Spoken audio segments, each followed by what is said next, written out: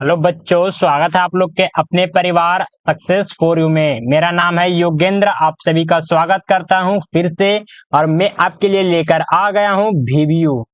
वीवीयू आने की विनोबा भावे यूनिवर्सिटी हजारीबाग का यूजी यूजी सेम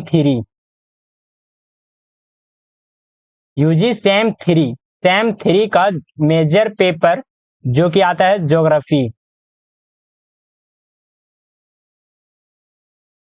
इस पेपर से फ्रेंड्स जितने भी इंपॉर्टेंट क्वेश्चन बन पाते हैं, सारे इंपॉर्टेंट क्वेश्चन को आज की इस वीडियो में हम लोग डील करने वाले हैं।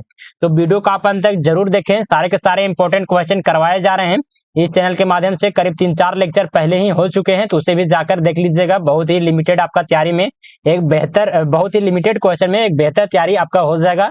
समझे ना। जितना भी क्वेश्चन आपका करवाया जाता है, अगर उतना भी कर लेते हैं तो फिर आपको टेंशन फ्री हो जाना है। सारा का सारा क्वेश्चन आपको यहीं से भिड़ेगा। समझे ना। आपको लॉन्ग शॉर्ट और सारा क्वेश्चन जो कि होता है, सारा का सारा आपको यहाँ मिल जाएगा। वन लाइनर हो, शॉर्ट क्वेश्चन हो, लॉन्ग क्वेश्चन हो, सारा का सारा क्वेश्चन आपको यहीं से देखने को मिलेगा। सिर्फ क्वेश्चन पूछने का तरीका अलग हो सकता है, लेकिन क्वेश्चन आपको यहीं से पूछा जाएगा। समझे ना। तो चलिए देखते हैं जो कि प्रश्न में आता है। और उससे पहले मैं स्टार्ट करने से पहले बता दूं कि अभी तक चैनल को सब्सक्राइब नहीं किए तो पहले तो सब्सक्राइब करके बेल आइकन को प्रेस कर लें, ताकि आने वाले जितने भी सारे वीडियो हो सबसे पहले आप तक पहुंचे। समझे ना। और वीडियो को जरूर से जरूर लाइक करें, अपने दोस्तों के साथ शेयर करें। और इन सारे क्वेश्चन का अगर पीडीएफ चाहते हैं तो टेलीग्राम चैनल को ज्वाइन करना बिल्कुल भी ना भूलें। इसी वीडियो के डिस्क्रिप्शन बॉक्स में आपको टेलीग्राम चैनल का लिंक मिल जाएगा। वहां से पीडीएफ भी प्राप्त कीजिए। और प्लस में एग्जाम से रिलेटेड कोई भी अगर नोटिस वगैरह आता है तो वो भी सबसे पहले आपको वहां पे प्रोवाइड करवा दिया जाएगा। समझे ना। एक सेकंड का टाइम दीजिएगा, एक सेकंड।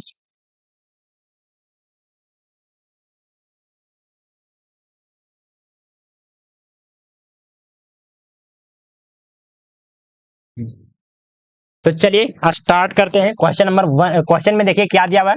हर एक आपको लेक्चर में एक क्वेश्चन आपको डील करवाया जा रहा है। करीब 20 से 25 क्वेश्चन आपको करवाया जाएगा, उसी के अंदर में आपका क्वेश्चन पूछा जाएगा। समझे ना। तो देखिए इस क्वेश्चन में क्या बोला जा रहा है। तो भारत में एक सेकेंड, हाँ।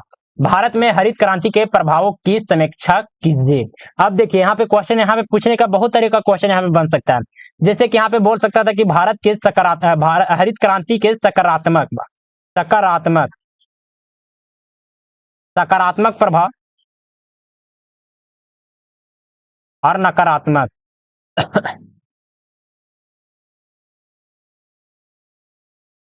ये सारे के सारे समझे कि दोनों आपको यहाँ पे पूछ सकता है। जैसे बोल सकता है कि भारत में हरित क्रांति का सकारात्मक प्रभावों का वर्णन करें। समझे ना। विस्तार करें, मतलब कि कुछ भी करें तो आपको यहाँ पे पूछ सकता था। समझे ना। तो यहाँ पे 3 तरह के क्वेश्चन यहाँ पे बन सकता था। दोनों को यहाँ पे तीनों क्वेश्चन को एक ही वीडियो में हम लोग डील कर देंगे। समझे ना। तो यहाँ पे नकारात्मक और सकारात्मक दोनों पॉइंट को इसमें हम देख लेंगे। तो चलिए स्टार्ट करते हैं। देखिए जिस प्रकार से यहाँ पे लिखा गया है पीडीएफ में, उसी प्रकार से आप लोग प्रयास कीजिएगा कि वहां पे भी आंसर आप हम लिखें। तो देखिए यहाँ पे किस तरह से स्टार्ट करेंगे। भारत में हरित क्रांति की शुरुआत कब हुई थी। तो 1960 के दशक में हुई, जिसका उद्देश्य कृषि उत्पादक में वृद्धि करना और देश के खाद्यान्न और मसाले में आत्मनिर्भर बनाना था। हरित क्रांति ने भारत में कृषि पर कई महत्वपूर्ण प्रभाव डाले, जिनका संक्षिप्त वर्णन निम्नलिखित है, जो कि नीचे दिया गया हुआ। अब देखिए इस पॉइंट को अगर हम समझते हैं तो भारत में हरित क्रांति की शुरुआत कब की गई थी। तो 1960 के दशक में हुई थी, जिसका उद्देश्य क्या था। तो कृषि उत्पादक में वृद्धि करना। मेन इसका पॉइंट आप देखिए, ये बहुत ही इंपॉर्टेंट पॉइंट है। अगर इस पॉइंट को अगर नहीं लिखे एग्जाम में तो फिर भूल जाइए नंबर का। बहुत ही इंपॉर्टेंट पॉइंट है कि हरित क्रांति का जो मुख्य उद्देश्य था, कृषि के उत्पादन में वृद्धि करना और खाद्यान्न और मसाले में आत्मनिर्भर बनाना। ये मेन पॉइंट है। इसको आप जरूर से जरूर दिमाग में एकदम खोपड़ी में बैठा लीजिए। समझे ना। अब चलिए इसका देखते हैं सकारात्मक प्रभाव। पहले हम देख लेते हैं कि सकारात्मक प्रभाव किस प्रकार से क्या था। समझे। देखिए फर्स्ट पॉइंट में आता है खाद्यान्न उत्पादन में वृद्धि किस प्रकार से हुआ था। तो फर्स्ट पॉइंट में हम देखते हैं हरित क्रांति के परिणाम स्वरूप गेहूं, धान, मक्का आदि फसलों में उत्पादन तो बढ़ गया। इसमें बढ़ गया। 1960 के दशक में खाद्यान्न उत्पादन में लगभग 50 मिलियन टन से बढ़कर 1990 के दशक में 200 मिलियन टन हो चुका। अब देखिए इन सारे कौन कौन से फसल में, तो गेहूं, धान और मक्का आदि वगैरह में कितने ज्यादा वृद्धि हुआ था। समझे ना। बहुत ही ज्यादा इसमें वृद्धि हुआ था हरित क्रांति प्रभाव का, हरित क्रांति का। अब इसका देखिए आर्थिक विकास किस प्रकार से हुआ था। आर्थिक विकास को भी हम देख लेते हैं। आर्थिक विकास में क्या हो जाएगा, तो कृषि उत्पादक में वृद्धि, किसानों की आय बढ़ी और ग्रामीण अर्थव्यवस्था को मजबूती मिली। इसमें ग्रामीण क्षेत्रों में रोजगार के अवसर भी बढ़े। अब देखिए इस पॉइंट को अगर हम समझते हैं, आर्थिक विकास को अगर हम समझते हैं, तो इसमें क्या पता चलता है, तो कृषि उत्पादन में वृद्धि हुआ, हरित क्रांति आया, इसमें गेहूं, धान, मक्का वगैरह वगैरह में समझिए कि उत्पादन में भी वृद्धि हुआ। इससे समझिए कि उत्पादन में वृद्धि हुआ, यानी कि उत्पादन में वृद्धि होने के साथ साथ किसानों के आय में भी वृद्धि हुआ। आय में वृद्धि होने के साथ साथ उनकी जो ग्रामीण थे, आप लोग जानते होंगे कि किसान का जो खेती है, जो कृषि वगैरह है, वो लगभग समझिए कि ग्रामीण के ही इलाके में ज्यादा किया जाता है, गाँव के ही लोग ज्यादा करते हैं। तो ग्रामीण में जो अर्थव्यवस्था थी, ग्रामीण की जो अर्थव्यवस्था थी, उसको एक मजबूती मिली। इससे ग्रामीण क्षेत्रों में रोजगार के अवसर भी बढ़ गए। बहुत सारे जब देखिएगा कि पढ़े लिखे व्यक्ति भी खेती बाड़ी करते हैं, तो वैसे वैसे बहुत सारे जो इफेक्ट है वो जाके अच्छा खासा यहाँ पे रोजगार में भी, यहाँ पे कृषि में भी रोजगार में अवसर की वृद्धि हुई थी। नेक्स्ट पॉइंट में देखिएगा, पॉइंट नंबर 3, आत्मनिर्भरता। आत्मनिर्भरता यानी कि सेल्फ एम्प्लॉयमेंट भी इसको हम कर सकते हैं, जिसमें देखिएगा हरित क्रांति के बाद भारत खाद्यान्न के मामले में खाद्यान्न के मामले में आत्मनिर्भर बन गया और खाद्यान्न आयात में भी कमी आई। यानी कि क्या बोला जा रहा है, जब भारत में हरित क्रांति जब आया, उसके बाद खाद्यान्न जो कि खाने वाले पदार्थ हैं, उनमें जो उनके जो मामले है वो आत्मनिर्भर बन गया, यानी कि जो भारत है वो खुद से प्रोडक्शन करने लगा। इसके कारण से जो खाद्यान्न भारत मतलब दूसरे देश से आते थे, आयात किए जाते थे, उसमें कमी आ गई, समझे ना। अब नेक्स्ट पॉइंट में आते हैं, पॉइंट नंबर 4 में देखिएगा तकनीकी प्रगति। तकनीकी में क्या क्या प्रगति आया, तो इसमें देखिए हरित क्रांति के दौरान उन्नति बीजों यानी कि समझिए कि हाइब्रिड वगैरह, समझे ना, हाइब्रिड बीज वगैरह भी आए, रासायनिक उर्वरक, कीटनाशक आए, सिंचाई की सुविधा का व्यापक उपयोग हुआ, जिससे कृषि तकनीकी में सुधार हुआ। यानी कि जब देखिएगा तो पहले क्या किया जाता था कि जैसे कोई बीज, धान वगैरह देखिएगा, चाहे मक्के को अगर आप एग्जाम्पल लीजिएगा, तो मक्के में पहले के जमाने में जब अगर दादा वगैरह से पूछेगा, दादा से भी दादा के पिता वगैरह जो मतलब जिनको बढ़िया से नॉलेज है पुराने बारे में, तो उनको अगर जब पूछेगा तो क्या किया जाता था कि मक्का का खेती जब होता था तो उससे जो बीज निकलता था उसको वो बीज को बेच देते थे, या फिर यूज लेते थे, या फिर वही बीज को रख कर बढ़िया से संभाल कर और फिर वही बीज को फिर से बोया जाता था।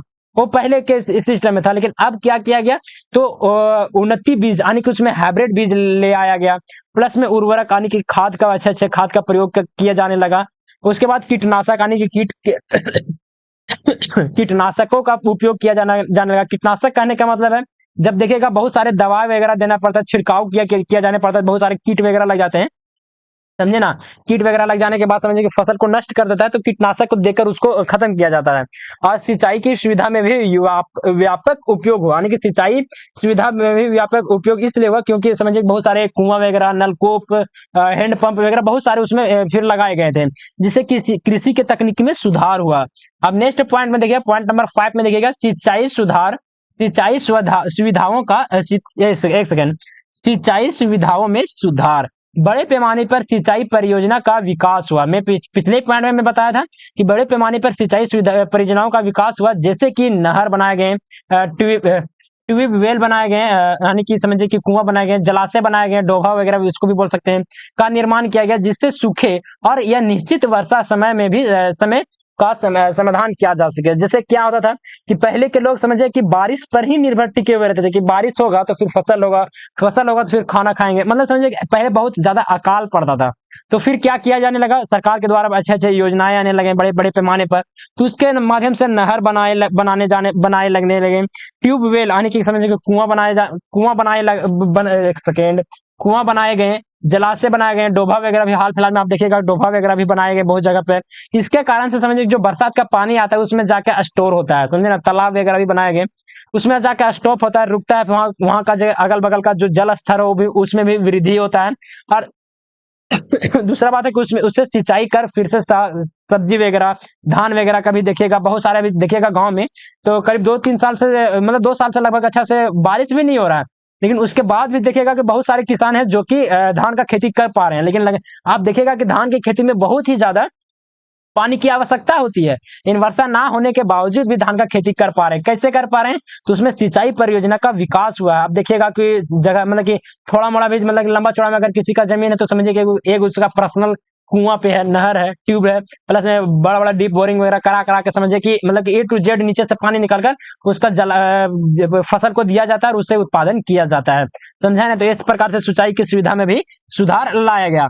अब देखिए हरित क्रांति का, आप देखिए कोई भी चीज का दो पहलू होता है। अगर आप देखिएगा तो किसी के कहीं ना कहीं सकारात्मक प्रभाव पड़ा है, तो नकारात्मक भी प्रभाव कहीं ना कहीं पड़ा है। अब कौन कौन से नकारात्मक प्रभाव पड़े हैं तो उसके बारे में भी हम थोड़ा सा देख लेते हैं, समझे? तो नकारात्मक प्रभाव में देखते हैं पर्यावरण प्रभाव, पर्यावरणीय प्रभाव। पर्यावरणीय प्रभाव में किस प्रकार से प्रभाव पड़ा है? तो रासायनिक उर्वरकों और कीटनाशकों के अधिक उपयोग से मृदा, जल और वायु प्रदूषण की समस्या बढ़ गई। मृदा की उर्वरता में कमी आई और जल स्रोत प्रदूषित हुआ। अब देखिए इस अगर पॉइंट को अगर हम समझते हैं तो हरित क्रांति के माध्यम से तो उर्वरक, कीटनाशक, खाद वगैरह तो बहुत सारे आ गए। इसके माध्यम से क्या क्या नुकसान पड़ा? तो पर्यावरण को बहुत ज्यादा प्रभावित किया गया।